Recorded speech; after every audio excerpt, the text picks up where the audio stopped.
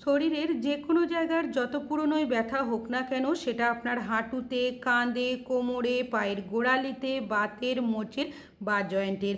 আজ আমি আপনাদের কাছে এমনই একটা রেমেডি শেয়ার করব, যেটা একবার ব্যবহার করলে আপনাদের যে কোনো ধরনের ব্যথা 5 মিনিটের মধ্যেই চলে যাবে। তাছাড়াও এই রেমেডিটা আপনারা বাড়িতেই খুব সহজে বানিয়েও নিতে পারবেন। আমরা অনেকেই আছি ব্যথা দূর করার ক্রিম, পেন কিলার বা ওষুধের ব্যবহার করে থাকি, তবে কিছুদিনের জন্য ব্যথা ঠিক হয়ে গেলেও আবারও ব্যথার সমস্যার মধ্যে পড়তে হয়। তবে আমার ব্যবহার করার পদ্ধতিতে আপনারা যদি একবার এই রেমেডিটা ব্যবহার করেন, আপনাদের যে কোনো ধরনের ব্যথা কিন্তু 5 মিনিটের মধ্যেই চলে যাবে। তো আমি এখানে নিয়েছি করলা। উচ্ছে বা করলা এতটাই পাওয়ারফুল, আমাদের যে কোনো ধরনের ব্যথাকে দূর করতে খুব ভালোভাবে কাজ করে। তবে এটার ব্যবহার করার সঠিক পদ্ধতিটা জানতে হবে। আপনি যদি পেন কিলার খেয়ে বা ব্যথা দূর করার ক্রিম ব্যবহার করে বিরক্ত হয়ে গেছেন, কোনো কিছুতেই কিচ্ছু হচ্ছে না, আপনার জয়েন্টের জায়গায় গ্রিস শেষ হয়ে গেছে, হাঁটার সময় হাঁটুতে কটকট আওয়াজ আসছে, তাহলে আজকে আপনার এই রেমেডিটা সব সমস্যার সমাধান করবে। তো সবার প্রথম আপনারা এখানে উচ্ছে বা করলা নিয়ে নেবেন।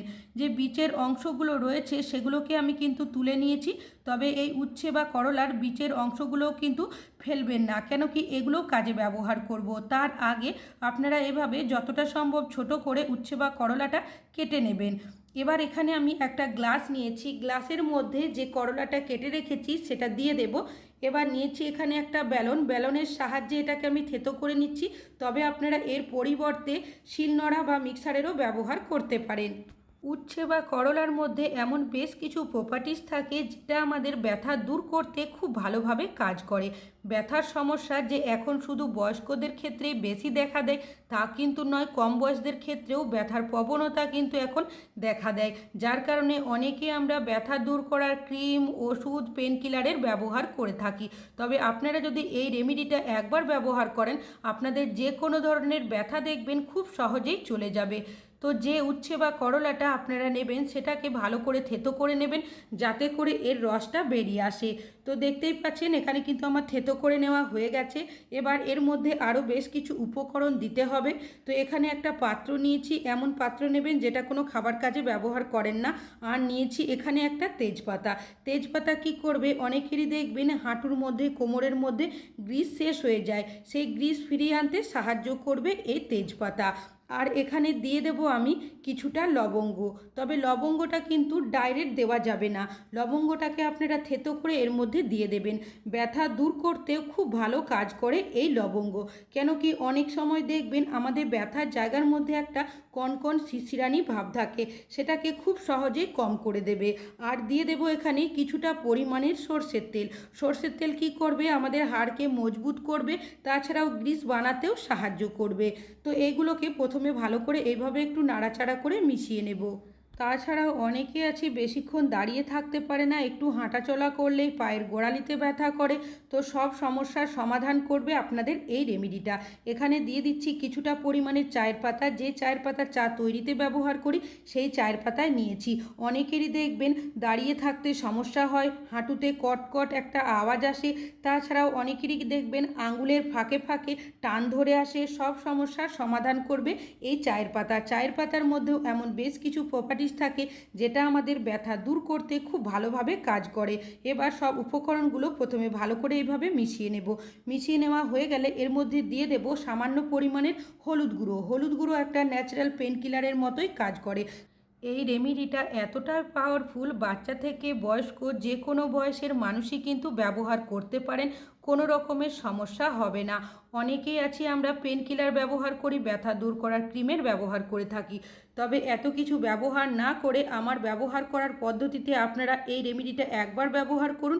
আপনাদের যত পুরনোই ব্যথা হোক না কেন খুব সহজেই দেখবেন সেটা চলে যাবে। খুব ভালোভাবে মিশিয়ে নেওয়ার পর গ্যাসের মধ্যে পাত্রটাকে বসিয়ে দিয়েছি। গ্যাসের ফ্লেমটাকে মিডিয়ামে রেখে নাড়াচাড়া করে এটাকে খুব ভালো করে ফুটিয়ে নিতে হবে।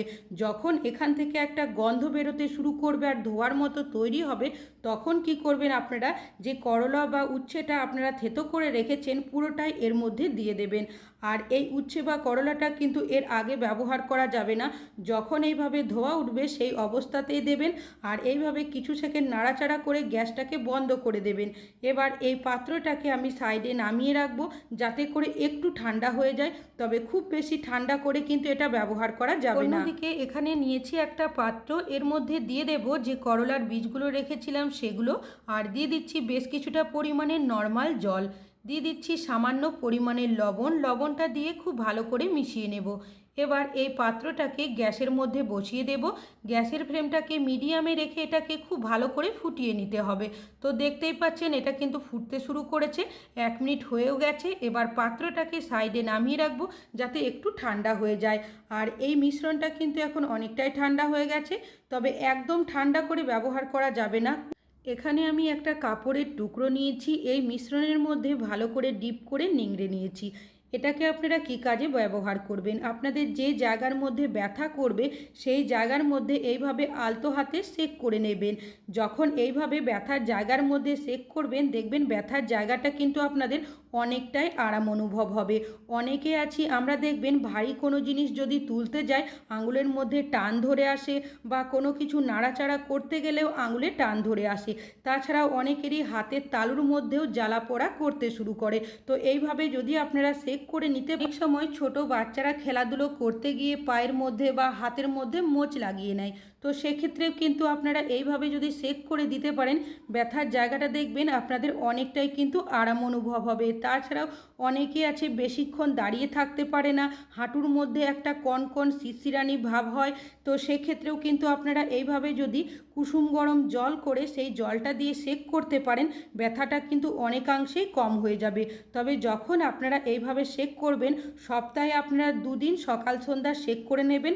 সেক করা হয়ে গেলে যে রেমেডিটা বানিয়েছি তার যে তেলের মতো অংশটা থাকে সেটা দিয়ে এইভাবে আপনারা মালিশ করবেন।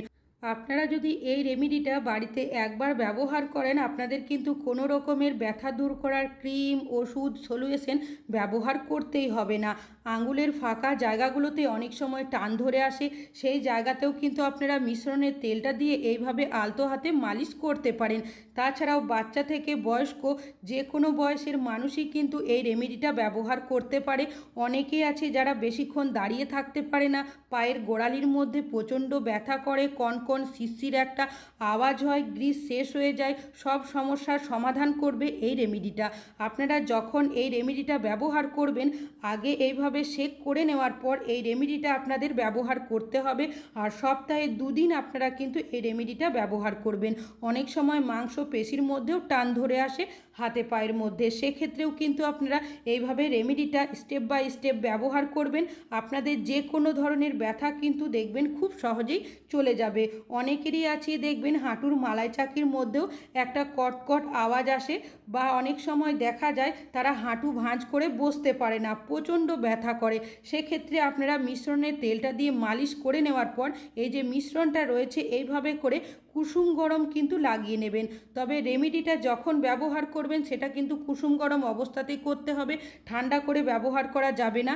চাইলে আপনারা 1 সপ্তাহ মতো স্টোর করতে পারেন, তবে যখন ব্যবহার করবেন সেটাকে কুসুম গরম করে ব্যবহার করবেন। তবে মিশ্রণটা যাতে ঝরে পড়ে না যায় একটা কাপড় দিয়ে এইভাবে আপনারা পেঁচিয়ে 30 মিনিট মতো রেখে দেবেন। 30 মিনিট পর আপনারা কি করবেন সেই কাপড়টা দিয়েই আপনারা এই মিশ্রণটাকে এইভাবে মুছে পরিষ্কার করে নেবেন। আর চাইলে আপনারা এইভাবে রাখতে পারেন, কোনো রকমের সমস্যা নেই। আপনারা যদি চান এটাকে ধুয়ে পরিষ্কার করবেন, তবে জল দিয়ে ডাইরেক্ট না ধুয়ে কি করবেন সেই জলটার মধ্যে সামান্য লবণ দিয়ে কুসুম গরম করে নেবেন, সেটা দিয়ে পরিষ্কার করবেন। এইভাবে যদি আপনারা স্টেপ বাই স্টেপ ফলো করতে পারেন রেমেডিটা আপনাদের যে কোনো ধরনের ব্যথা দেখবেন চিরতরের জন্য চলে যাবে। তবে একবার ব্যবহার করলেই কিন্তু আপনারা বুঝতে পারবেন আপনাদের ব্যথা কতটা কম হয়েছে। আশা করছি আপনাদের এই রেমেডিটা কাজে আসবে। ভালো লাগলে অবশ্যই একটা লাইক করবেন।